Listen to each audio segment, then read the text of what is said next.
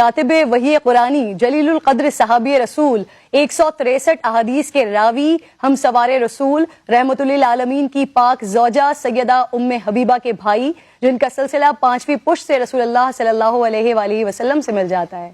اسلامی تاریخ کے پہلے بحری بیڑے کے سپاہ سالار فاتح شام و قبرص اور 19 سال تک 64,65,000 مربع میل پر حکمرانی کرنے والے، جن کے اوصاف مبارکہ میں اخلاص اور عہد و وفا، علم و فضل اور فقہ و اجتہاد، حسن سلوک، سخاوت، تقریر و خطابت، مہمان نوازی، تحمل و بردباری، غریب پروری، خدمت خلق، اطاعت الہی، خوف الہی، اتباع سنت، تقوی اور پرہیزگاری، عاشق رسول اور عاشق اہل بیت ہیں کو نبی کریم صلی اللہ علیہ وآلہ وسلم کی خدمت میں رہ کر ان کی صحبت کا شرف حاصل ہے۔ رسول اللہ نے آپ کے لیے فرمایا، معاویہ تم ضرور جنت میں مجھ سے ملو گے۔ رسول اللہ سے عشق کا یہ عالم تھا کہ آپ کے تراشے ہوئے گیسو اور ناخن مبارک اپنے پاس رکھ لیا کرتے اور وفات سے پہلے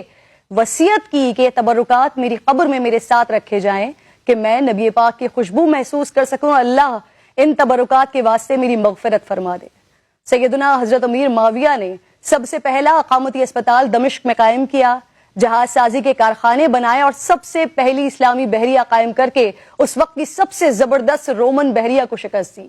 سیدنا حضرت امیر معاویہ کے دور میں ہی سب سے پہلے منجنیق کا استعمال کیا گیا، آب پاشی اور آب نوشی کے لیے دور اسلامی میں پہلی نہر کھدوائی، ڈاک کا جدید اور مضبوط نظام قائم کیا، سرکاری احکام پر مہر لگانے اور نقل دفتر میں محفوظ رکھنے کا سسٹم آپ نے بنایا۔ آپ نے دین اخلاق اور قانون کی طرح طب اور علم الجراحت کی تعلیم کا انتظام بھی کیا، بیت المال سے تجارتی قرضے بغیر اشتراک و نفع کے جاری کر کے تجارت اور صنعت کو فروغ دیا اور بین الاقوامی معاہدے کیے۔ طرز حکمرانی میں بردباری کا یہ عالم کہ ایک مرتبہ